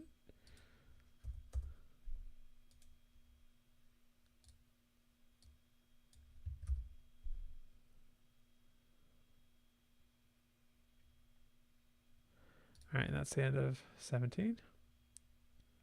See how much is this book? Okay. It's already 9 o'clock here, but I'm going to continue and try to finish with chapter 18 before we're done, because we gotta get this all done. So just continuing on. Mina looked around at the faces of her companions, Jonathan, Abraham, Sherlock, all staring intently back at her. She shook her head. No way am I going to be the one to sneak down into those vile sewers alone to confront Dracula's brides. Abraham stroked his chin thoughtfully. It could work, though. Sherlock nodded in agreement. She's our best option for getting close to them undetected. Mina scoffed in disbelief. It's a foolish plan. The brides know exactly who I am. They'll be suspicious of any unknown vampire who shows up out of the blue right now. You could wear a disguise so they don't recognize you, Jonathan suggested helpfully. Mina fixed her husband with an exasperated look. Oh yes, I'm sure that it would be perfectly normal for a random new vampire to coincidentally appear at the exact moment they're about to resurrect Dracula. They're not idiots. There's no way they'd let me into their inner circle that easily. Rubbed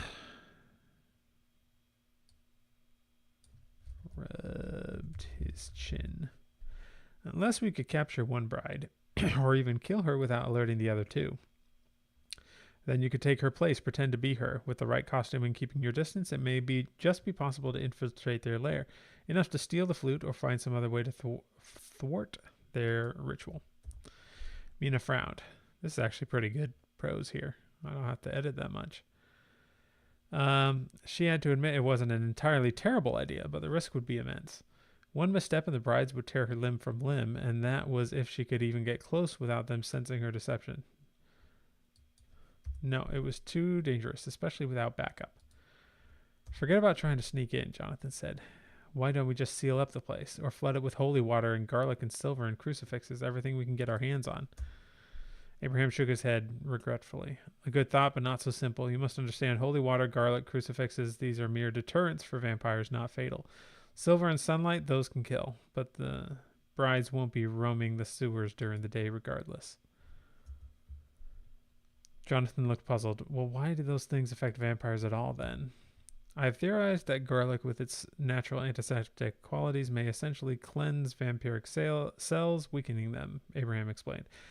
Much like silver's purity is toxic to them. As for religious symbols, he trailed off, lost in contemplation. Finally, he continued, it is not only crosses that trouble vampires, but all symbols of faith.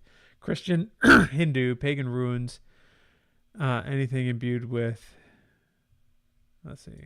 Christian, Muslim, Hindu, pagan runes, anything imbued with spiritual meaning, even from dead religions.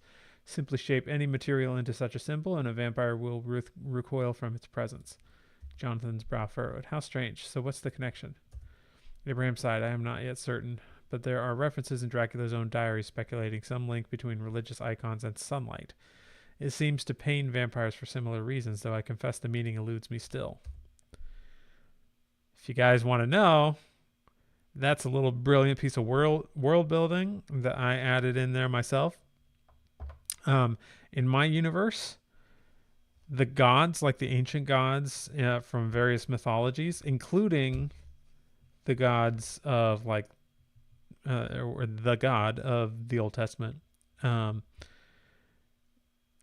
all connected to stars.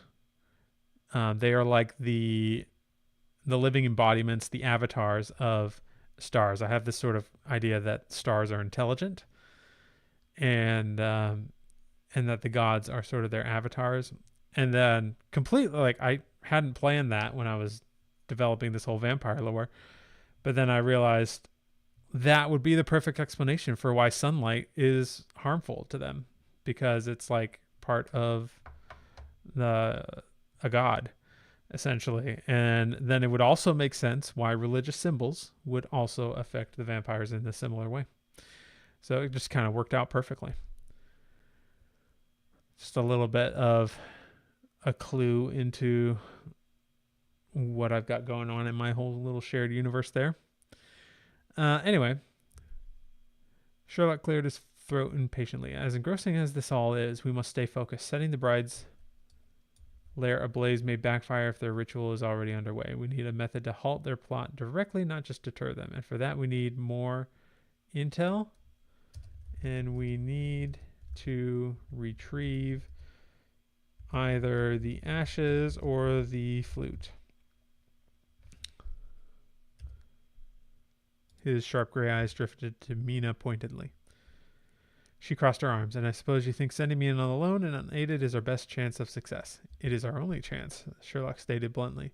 None of us could hope to get close. Even Van Helsing would be detected instantly. Mina exhaled slowly, conflicting emotions warring within her. On the one hand, she desperately wished to thwart Dracula's brides and prevent his return, but venturing straight into their vile nest outnumbered 3-1. It was practically suicide.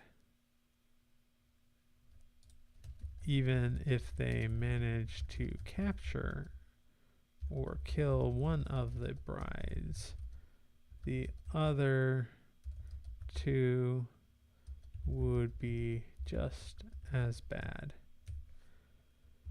Give me a moment, she muttered. Turning on her heels, she strode up to the ship's deck, needing some air to clear her head.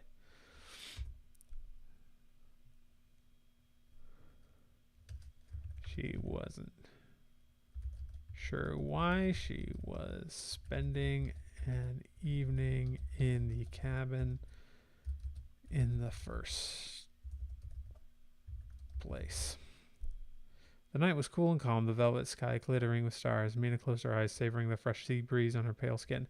Since becoming undead, those stolen moments after sunset were all the world she had left. Part of her yearned to be done with this bleak half-life, to finally rest eternally.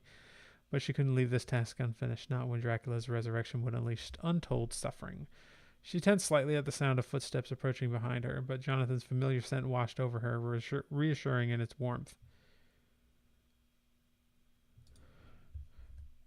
For it was warm, even with the coldness between them. She relaxed as he joined her at the railing. For a long moment they stood together in silence. Finally he spoke, voice heavy with regret. I'm sorry about earlier. What I said was thoughtless and cruel. Mina nodded slowly, old hurt constricting her chest. It was. You're all I have left now, Jonathan. With Lucy, Quincy, and now Arthur gone, you're the only one.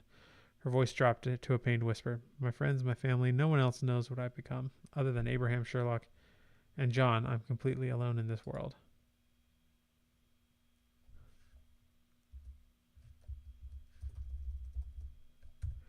To her dismay, tears blurred her vision. The simple act of giving voice to her isolation made it real, sinking into her heart like a blade.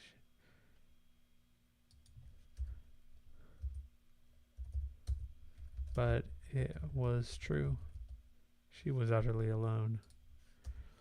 Jonathan hesitantly wrapped an arm around her slender shoulders. I'm so sorry, he murmured. I didn't understand how alone you must feel. We just used the word alone, so we'll say solitary you must feel. His voice cracked with remorse. Can you forgive my thoughtlessness?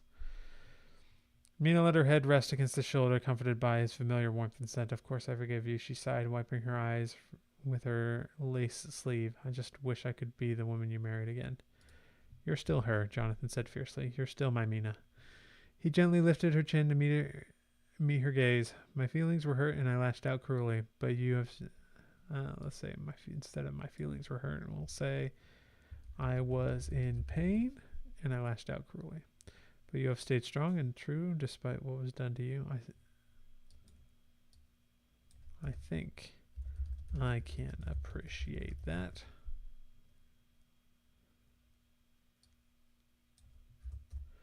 I'm so proud of you, Mina. Your courage humbles me. Your courage, what you must go through just to stay sane. I shouldn't underestimate that. Fresh tears spilled down Mina's cheeks at his words. She trembled, overcome by the absolution she hadn't dared hope for. I don't feel very courageous, she admitted brokenly. Being what I am, it's a torment. The thirst, the cravings, it's not a battle. It's a battle not to give in to the monster inside. It's a battle I don't wish on anyone.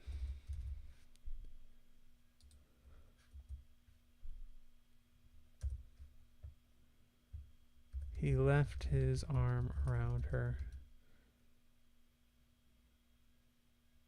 and they stood there for some time.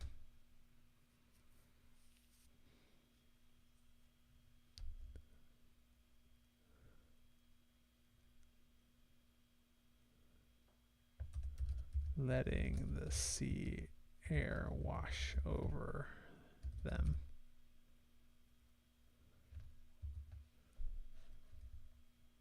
After a while, she closed her eyes.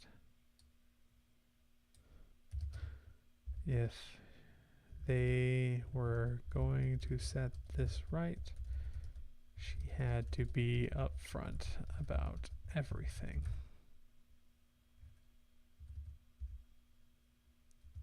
Jonathan. There was a night not long ago I came across a remote cottage while hunting with... let's see.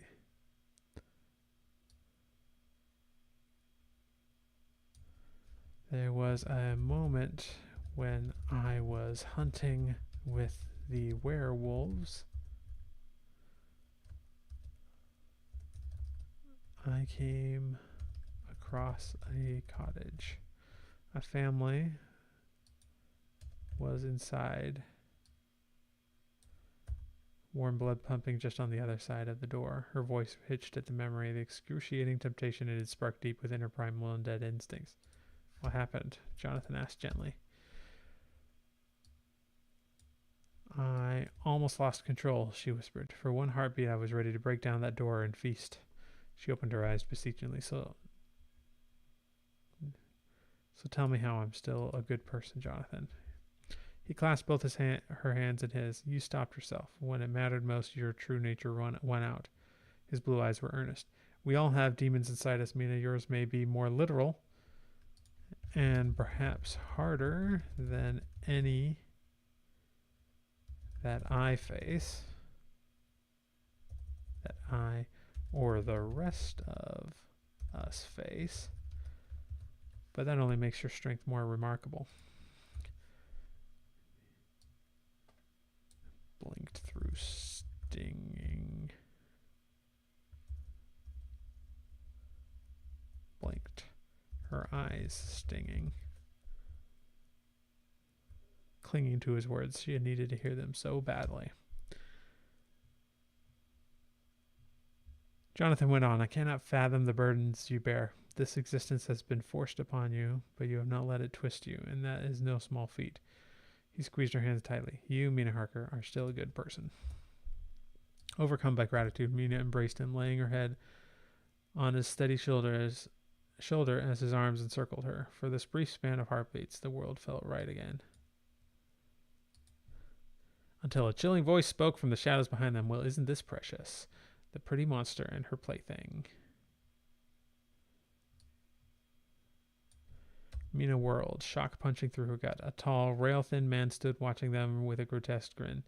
Wild gray hair framed a face she instantly recognized. Renfield, she gasped. Dracula's mad, devoted acolyte. Very much alive. That's a very good chapter. I am going to add something here. We'll see if...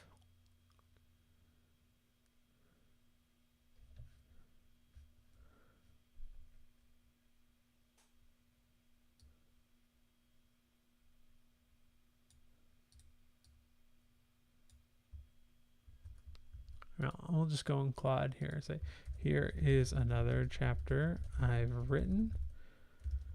I'd like to insert a section at the end before Renfield shows up where Jonathan and Mina retreat back to his private room in their cabin and spend some time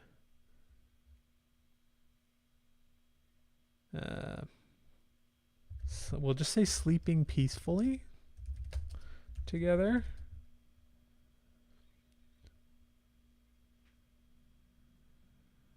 Renfield should show up and knock down their door saying the same dialogue. I'm going to paste in the chapter. See if it is able to do it.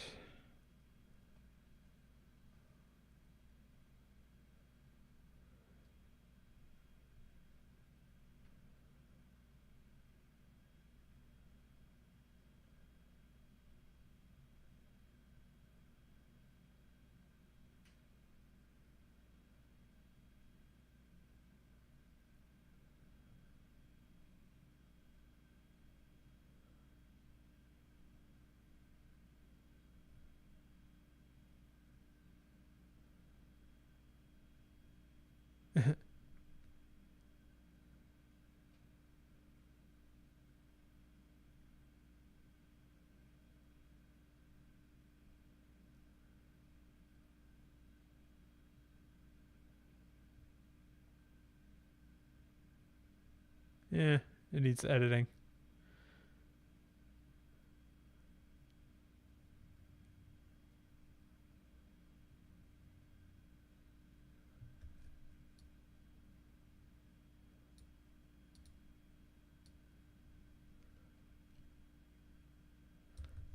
We can make it work.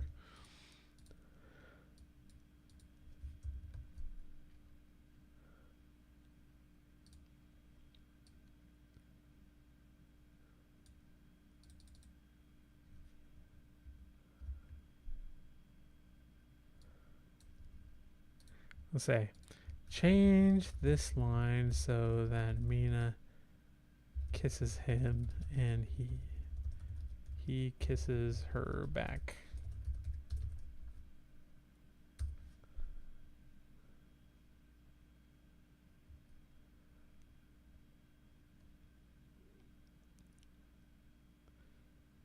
Come now.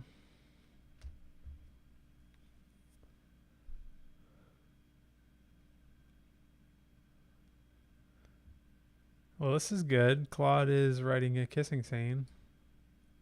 It's more than it would have done a week ago. Or earlier this. Yeah, a week ago. I'll insert this here. Overcome by gratitude, Mina embraced him, gazing up into his eyes. Slowly she leaned upward and pressed her lips to his in a gentle kiss. For her heartbeat, Jonathan froze, and she began to pull back, afraid she had overstepped. But then his arms tightened around her waist, and he was kissing her back, his mouth warm and soft yet hungry against hers. Mina sighed into the kiss, letting her body melt against his solid frame as all the world fell away. For this brief span of heartbeats, nothing existed but her and Jonathan and the love that still bound them, no matter their strange existence. Come, he murmured, drawing her close again as he steered them away toward the stairs leading below decks. In grateful silence, they made their way through dim passages. At the door to Jonathan's small private cabin, he paused. Will you stay a while? His words were neutral, but his eyes were full of warmth. You should rest. We'll get rid of the you should rest. She nodded silently. And then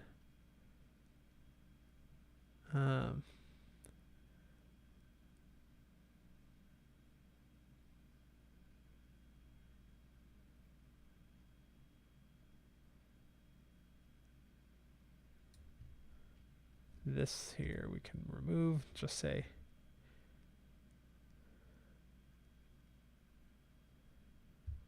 they spent the night together.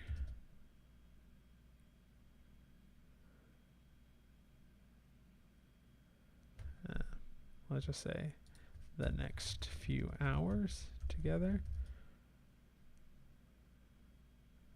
Mina taking comfort in his warmth. She, as a vampire, she never thought the concept of cold and hot would affect her again, but there was still nothing as comforting as the warmth of lying on her husband's chest.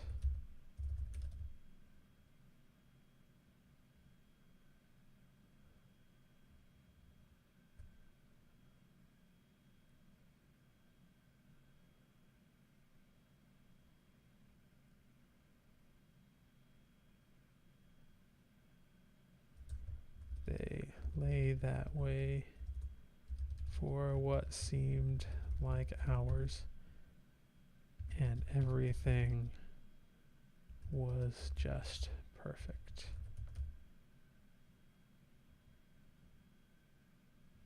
Until the door banged open and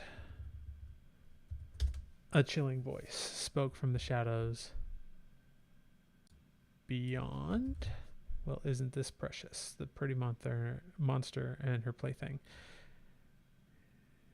Mina shot to her feet, shock punching through her gut. We'll just say still in her night gown.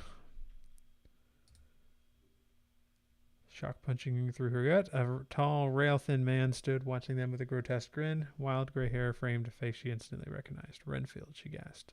Dracula's mad, devoted acolyte. Very much alive. All right. That concludes the 4th chapter of the day. I wanted to add, just, I write clean fiction, but I wanted to add a moment there to give them an opportunity to have some, let's just say, cuddle time. Because in the epilogue, well, not the epilogue, the very last chapter, we're going to learn that she's pregnant. And that's going to have something to do with why she makes the decisions to, at the end, to kind of behave a little bit more like Van Helsing does, where he just refrains from drinking blood, and so that she can just live a normal life, age at a normal age, and be with her son. So yeah, and so I figured I would just go back. This wasn't in the beats, but I would add it in here. This seemed to the appropriate moment for it, and move on. And okay. Yep, a baby vamp. I don't really know how that's going to work. Maybe it'll be a little bit like Blade from the, if you've ever seen those Blade movies. He was like turned, or his mother was turned right as she was giving birth. Probably not like that. But it'll be different because this is a human father, vampire mother. So probably not. It's not going to be anything like the Twilight movies, probably, but we'll see. All right. That does it for tonight. Tomorrow we're going to do another 4 chapters to get to chapter 22.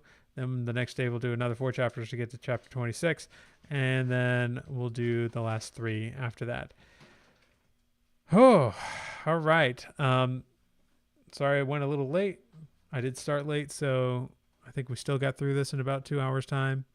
So this all works. Thank you everyone for being here. Sorry, Sheep Breathes in Gold. It sounds like you're just popping in, but we're just about to end. But thank you all for being here. And we're almost to the end of these live streams. I'm super excited, which means I'll be able to get back to the regular videos. I kind of underestimated how long these things went. I will say, my membership, if you haven't joined the membership yet, it will be closing at the end of November. So you only have 3 more nights to sign up for that at the $27 price and to lock that price in. So go check that out if you haven't already. And I will see you tomorrow at the same time. And see you then.